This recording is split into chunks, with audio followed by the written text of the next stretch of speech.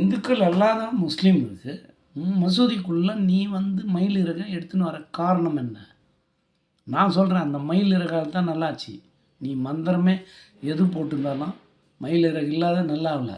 ஏன்னா அப்போ மயில் இறகு வச்சு இல்லாத நீ நல்லா காட்டு. இந்த இந்து மக்களுக்கு ஒன்றும் புரிஞ்சிக்க முடியல. சக்தி எல்லாரண்டையும் இருக்குது. இயேசுநாதர் ரெண்டு எல்லா சக்தியாக அவர் நடந்து போகிறப்போ குருடர்களெலாம் பார்வை வர வச்சாருன்னு சொல்லு. கண்ணும் எல்லாருக்குமே கண் தெரிஞ்சு எல்லாம் நடந்துக்குதுன்னு சொல்கிறாங்க. பல ஆயிரம் வருஷத்துக்கு முன்னாடி பார்த்தவங்க இருக்காங்க.